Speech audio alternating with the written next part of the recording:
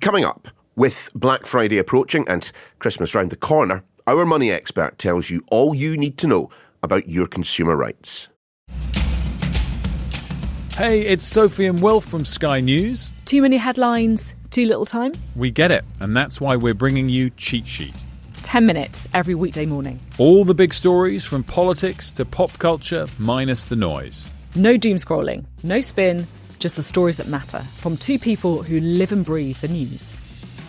Cheat Sheet with Ridge and Frost from Sky News. Follow Cheat Sheet wherever you get your podcasts.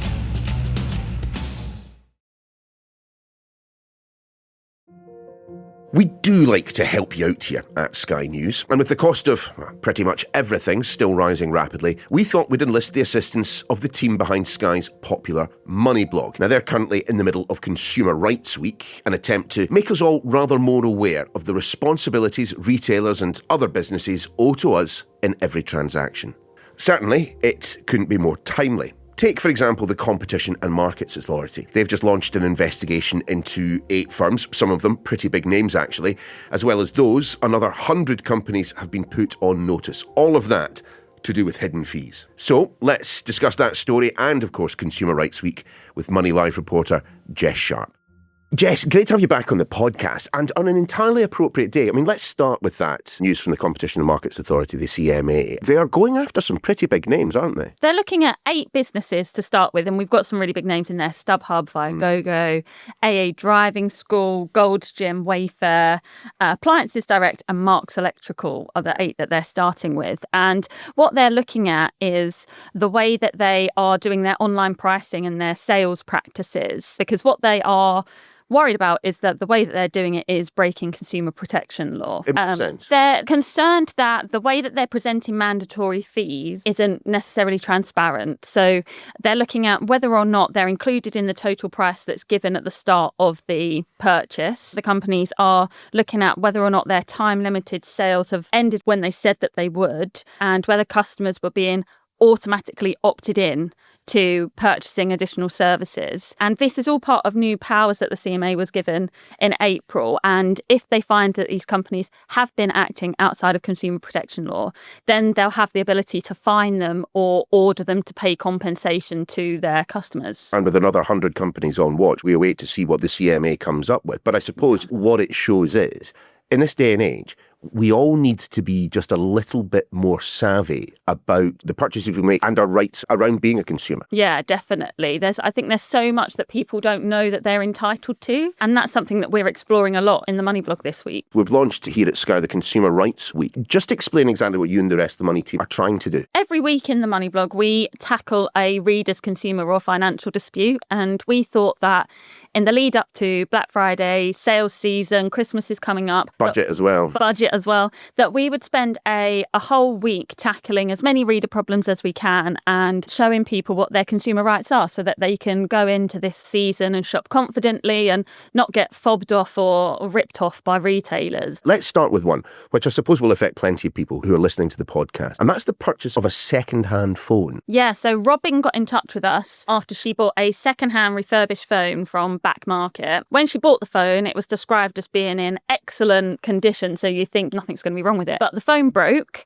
Back Market fixed it for her, but then the phone broke again due to the same issue. But this time when she went back to Back Market, they said because a year had passed, she was out of warranty, she wasn't entitled to another repair, and she wasn't entitled to any of her money back. But that is just not the case. That's because the Consumer Rights Act does cover second-hand goods when you've bought them from a retailer. It doesn't cover them if you buy them from a private seller. You've got less protection then, so that's something to be aware of. So what that Consumer Rights Act gives you is a 6-year warranty if you're in England and Wales and a 5-year warranty in Scotland. The caveat to those protections is that you are only protected within those timeframes for as long as a reasonable person would expect the product to last. So in this case, with like an excellent refurbished second-hand phone, a reasonable person might, I guess, expect it to last a couple of years. And so when we put this to Back Market, they pointed out that, yes, customers are entitled to a repair if they're within 12 months of buying the product. But they said that the customer had to prove that the fault was there at the time of purchase. But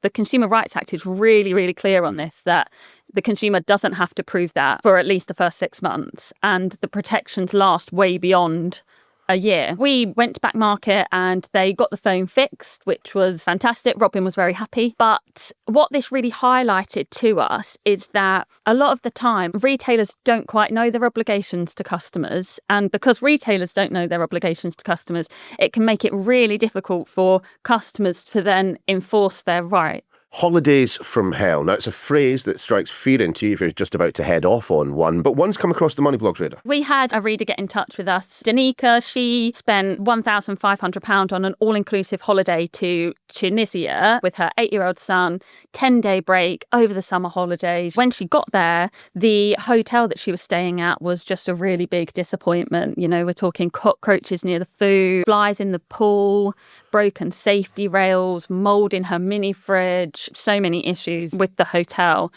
So she got in touch with us to tell us about the issues and also to say, you know, she wanted her money back from Love Holidays and she'd booked it as part of a package deal. We went to Love Holidays for her. Love Holidays apologised, which was great, after carrying out an investigation into all the claims that she made because she had already been in touch with them. And they did eventually issue her a refund for £419, which was the hotel portion of the amount that she paid. Was that something that they were compelled to do, or was that something that they did out of the goodness of their heart? I mean, what are our rights when it comes to, I've gone on holiday, I've not enjoyed myself, I want my money back? If Love Holidays hadn't given her the refund, if that hadn't been the case, there were some steps that she could have taken, and that's because you have certain protections in place under the Package Holiday and Linked Travel Arrangements Act. In this case, Danica could have claimed under 3 categories. So you've got loss of value, which allows you to claim the difference between the price you've paid for the holiday and the holiday that you've received. So if you pay for a 4-star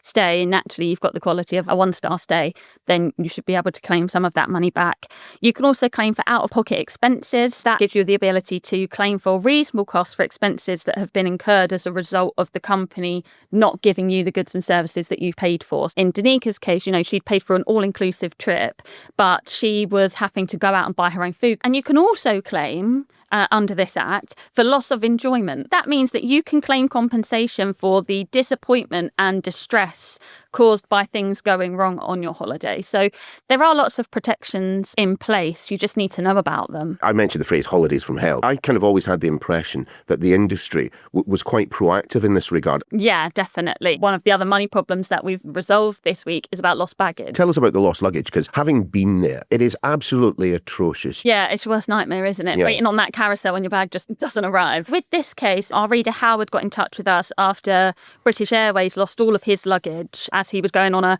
4-week trip to San Francisco with his wife. So as you can imagine, that's a lot of luggage. He put in a claim with British Airways for just over £1,000, but hadn't heard anything back by the time that he got in touch with us. We spoke to British Airways and we understand that British Airways has apologised to him for the mishap, and they offered him around £680 for the essential items that he lost, and an e-voucher for British Airways to the sum of £450. So, you know, not too bad going. But because Howard was obviously running such a tight schedule because it was a road trip, I think he was planning to do 21 motels and 5,000 miles. So he put in a claim with British Airways for the time and the mileage that he had to spend going shopping for the items that needed to be replaced because the baggage had got lost. But British Airways refused to pay that claim, which was for around £333. When this sort of thing happens, there are lots of rights in place to ensure travellers whose luggage goes missing do get some of their money back. But frustratingly,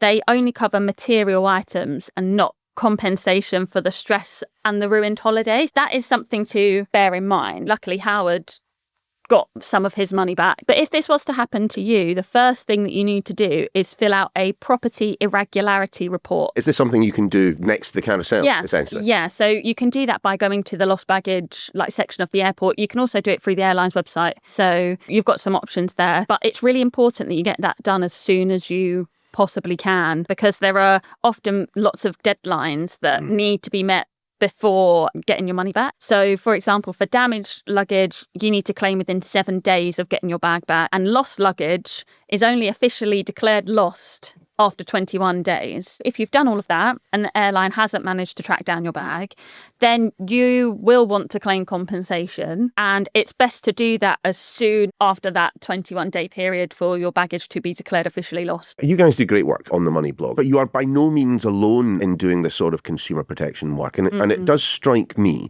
that in each of the examples that we've had a look at, people have had to, if not fight, then dig their heels in a bit with these companies. Is that fair? Yeah, and I think sometimes that is the case, unfortunately. Sometimes you get a company who immediately recognises that they've done something wrong as soon as our consumer reaches out to them. But sometimes, you do have to fight a little bit. And there are some websites out there that really give you good advice. In the lost baggage case, for example, Citizens Advice, they even have a template for how you should start your letter to an airline when you're going to claim compensation, the laws that you should quote and how you should write that so that you are making it really clear to the company that you do know your rights. And that sort of puts you on a firm footing for getting back whatever you're owed. It just strikes me that we're in a situation where people do not know enough about the transactions that they are placing themselves in. Unfortunately, the onus is on ourselves to make sure that we're educated on what we are entitled to. And I think it's one of those things, but just by reading a bit about it, although it does take up time in your day, there are steps that you can take to make sure that you're covered. And I think most importantly in that is if you do have a suspicion, I don't think this is quite right, or I really do think I deserve to have some of my money back here, you do some research, reach out to consumer rights experts, or come to people like us so we can help you figure it out. There is a big event fast approaching, Black Friday. I mean, how can we be prepared for that? Look, for a lot of people, it's a good way to get your Christmas shopping done and try and find a bargain. I think going into Black Friday, what's a really good way to look at it is not to buy any items that you haven't been thinking about buying already. I feel seen in this conversation. Look, I'm just saying, if we need to save some cash, maybe the impulse buying isn't the best way to go. But what is a really good thing to do is if, say, in the build up to Christmas, I've got family Christmas lists of what people want. I've been keeping an eye on what the price of that is. And coming into Black Friday, I'll keep on checking back to see whether it's gone down in price. And there are some apps that can help you do that. Camel. That's an easy one. That's a really easy one. I'm written that down. That one helps you track prices on Amazon. So you can set it up and it will track the product, and then you can sort of buy it when you see that the price has dipped. So I think do your research, try and compare prices when you can. I do think that there are some good deals out there, but the longer that you can research it for, the better. What about those purchases made perhaps in haste, as you've just alluded to, where you get the item and it's not what you want? I mean, what do you do when you've ordered something on Black Friday and you want to give it back? There are a lot of things that you can do here. One of them is knowing your rights when you want to return an item. For example, if you've got a faulty product and you try and take it back to a retailer, remember that you don't need a receipt. Some of them might ask you for proof of purchase, but that doesn't necessarily have to be a receipt. It could be a bank statement or it could be packaging. So that's quite a key one to remember. And then you've also got, protections in place like chargeback or Section 75. So chargeback allows you to make a request to your bank to go to the retailer's bank to get your money back if you feel that you have been ripped off and there's been a breach of contract. So, think that an item is faulty or an item hasn't arrived on time or, something like that for there to be a breach of contract. And what that is really good for is it means that a retailer can't fob you off in store and say, no, I'm not giving you the refund here and you can't return that item, but it goes straight to their bank. And that's also really good if worst happens and the company goes bust. That also allows you to get your money back in that situation. So that's quite a good thing to be aware of too. There was the old mantra for many, many years. I'm just wondering if it's still true that if you are purchase with a credit card rather than a debit card. Does that still hold up? Obviously, take into account that you're borrowing money to do that. But when you buy with a credit card, you unlock Section 75 protection, which basically means that if the purchase is more than £100 and less than £30,000 and there's been a breach of contract, the retailer hasn't provided the goods and services that you've paid for, then you are entitled to your money back. This even covers you, say, if you spend a portion of that amount on your credit card. It doesn't have to be the full amount. So that's something that's really helpful to know as well. It must feel nice being a consumer champion. Yeah, it's fantastic. And, since the Money Blog has launched over the last 2 years, we've helped readers save thousands of pounds. And that's a really nice feeling. And it is good work, because I suppose with the budget fast approaching, I suppose there is this tendency for us all to think that the way in which we get most affected is by a penny here, a penny there on income tax, on VAT, on national insurance, when actually we're making these transactions every day. We are purchasing things every day. And if we are not aware of our rights, you're not going to be quids in at the end of the year, you're going to be quids out. There are lots of things that we can't control, like the budget, or when the Bank of England sets interest rates, for example, or inflation. Those can be really hard things for us to take charge of and take control of.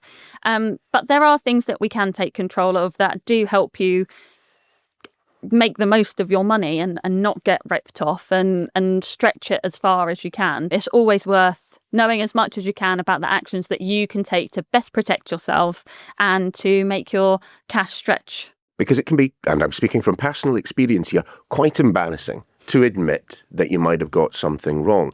And Definitely. So in that spirit, given that you are our consumer expert, you ever got it wrong? Have you ever found... my gosh, so many times. Go on. So many times. I think one of the biggest errors that I made was when I bought my first home. Mm-hmm. I thought that I knew more than a mortgage broker and thought, I'm just going to do a little mortgage comparison for myself. It can't be that difficult. How hard can that be? And I was pretty shocked by the rates that were available. Not going to a mortgage broker, which you can do for free, which at the time, I should have taken full advantage of. That was quite a big mistake. I've probably bought some items that I shouldn't have and not returned them. There's a lot of parcels sitting in my house. I think, if only I'd returned that in time. There are many parcels that have sat in my house because I've missed the return deadline.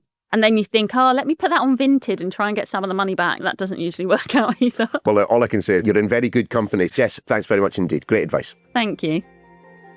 And you can get much more consumer advice over on the Money Blog. Just head to skynews.com. The Daily's back tomorrow. Hi there, former England cricket captains Mike Atherton and Nasser Hussain here to tell you that we're taking the Sky Sports Cricket podcast down under for the Ashes. As England look to win in Australia for the first time in 15 years, we'll be out there to analyse the action and discuss all the big talking points. We'll also have daily episodes during each test match to keep you right up to date with what's going on. That's the Sky Sports Cricket podcast, available wherever you get your podcasts.